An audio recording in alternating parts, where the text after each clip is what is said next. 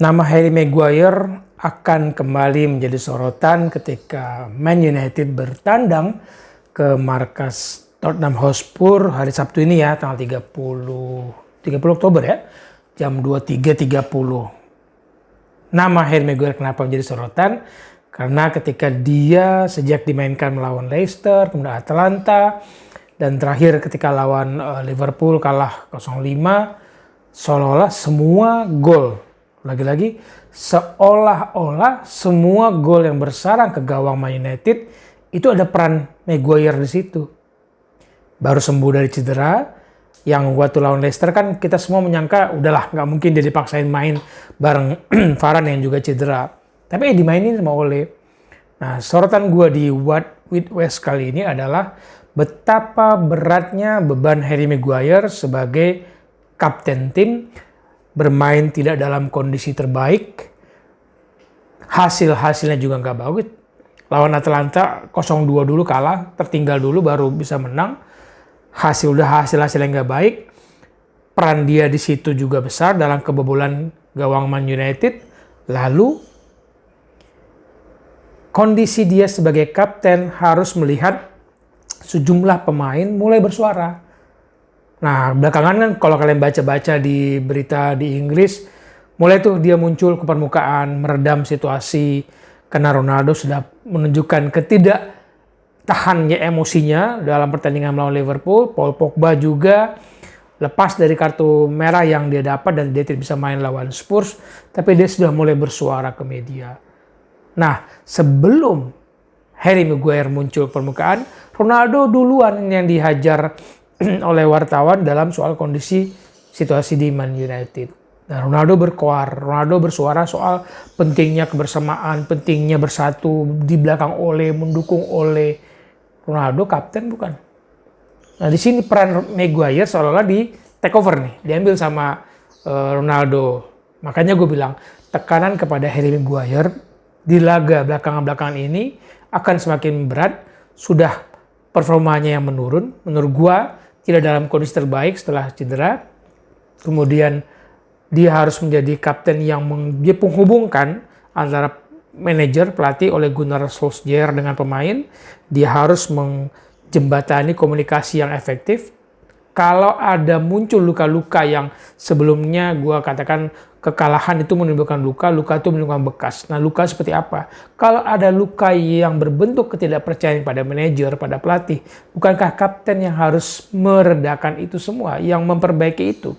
Bukan Ronaldo, bukan bintang-bintang lain, bukan Pogba. Harry Maguire dibeli dengan harga mahal 80 juta pound, mengalahkan pembelian Virgil van Dijk dari ke Liverpool 75 juta pound, lalu hasilnya harus lebih baik.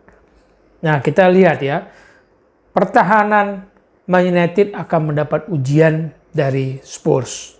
Sudah pastilah kalian ngomongnya duet Son Heung-min dan Harry Kane. Tunggu dulu. Mungkin nggak Rafael Varane bermain? Kalau kondisi Harry Maguire dipaksain ketika lawan Leicester, bisa jadi Varane katanya mungkin bisa bermain.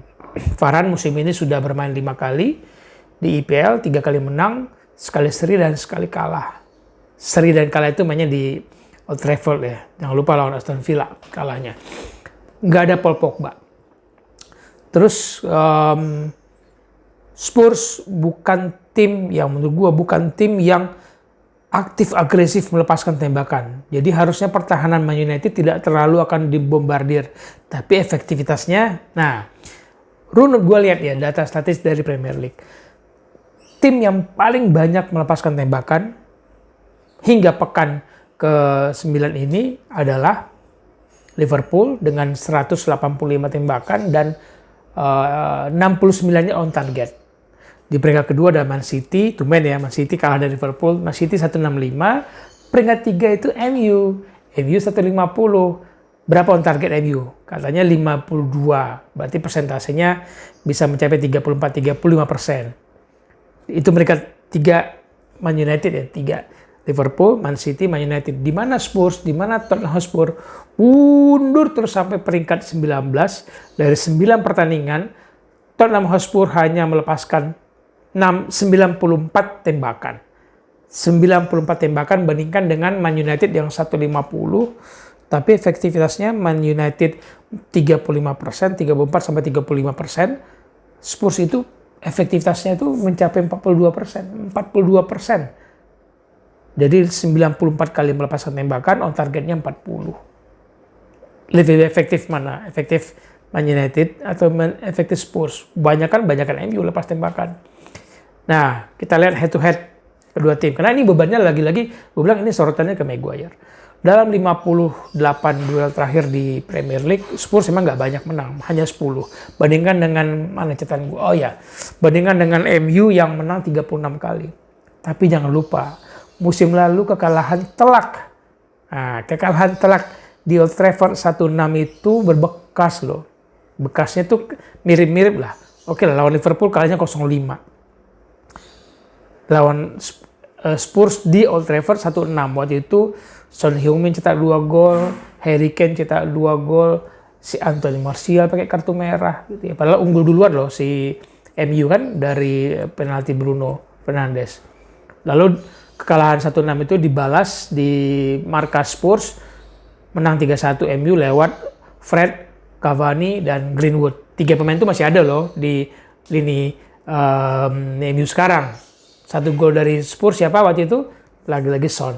Nah, duet Son Harry Kane pasti akan mengejar pertahanan Man United, dan sorotan lagi bilang sorotan akan ke Harry Kane. Bisa nggak dia tampil mengkoordinir dengan baik pertahanan Man United bersama Lindelof kah, bersama Varane kah, gitu. Lagi-lagi sorotannya ke situ. 8 pertandingan sudah diikuti oleh Harry Kane dari 9 pekan ini. 696 menit dia bermain, 8 tackle dia lakukan. Banyakan Aaron Wan-Bissaka sih. Aaron Wan-Bissaka itu 19 tackle. Bruno bahkan 9 tackle. Harry Maguire emang nggak terlalu banyak. Back tinggi besar gitu jarang melakukan tackle. Biasanya yang kecil-kecil karena cepat balik lagi ya. Nah, catatan ini tadi gue bilang akan kita lihat perbandingannya dengan gue mau lihat setelah Spurs kalah dari Arsenal 1-3, rentetan 3 pertandingan terakhir deh. Kita mau bandingin shot, berapa jumlah shotnya, berapa on target. 3 pertandingan terakhir Spurs setelah mereka kalah 1-3 dari Arsenal. Pertama melawan Aston Villa tanggal 3 Oktober. Mereka menang 2-1, melepaskan 17 tembakan, 8 on target, 2 menjadi gol. 17 Oktober melawan Newcastle di kandang lawan, Spurs pulang dengan kemenangan 2-3. Berapa tembakan mereka lepaskan? 14 tembakan dan 4 on target, 3 menjadi gol. Terakhir 24 Oktober mereka kalah 0-1 di markas West Ham United. Berapa tembakan? 7 tembakan. Jauh ya. Dari 17, 14, 7. Ini 3 pertandingan terakhir. 17 tembakan, 14 tembakan, dan 7 terakhir. Dan hanya 4 on target, tapi Spurs kalah 0-1 di markas West Ham. Kan nggak banyak. Nah, harusnya pertahanan United nggak terlalu terganggu. Lagi-lagi gue bilang, sorotannya ada di Harry Maguire. Karena dia menjadi kapten yang harus meredam situasi, meredam kegelisahan, kekecewaan. Bagaimana para bintang-bintang Man United mulai berkuar di media yang bisa menjadi senjata makan tuan bagi kubu Man United sendiri.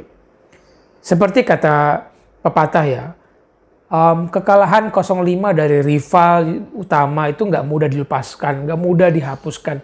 Nggak seperti kotoran di gigi, kita sikat gigi, selesai, kotoran terbuang, lukanya sembuh. Kalau semudah itu membersihkan kotoran di gigi dengan membersihkan kekalahan, luka akibat kekalahan telak itu, nggak semudah itu.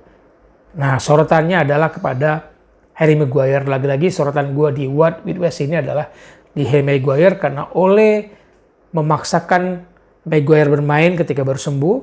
Lawan Leicester, dampaknya kita lihat lawan Leicester, lawan Atalanta di Liga Champions, lawan Liverpool. Nah, ini lawan Spurs, apakah Harry Maguire bisa benar-benar pulih dan menanggung beban yang diberikan oleh Gunnar Solskjaer belakangan ini? Kita tunggu hasilnya. Sabtu 30 Oktober pukul 23.30. Spurs menjamu Man United. Berikan perhatian kalian kepada penampilan Harry Maguire. Sampai ketemu di What with West lainnya. Salam bola untuk kebaikan.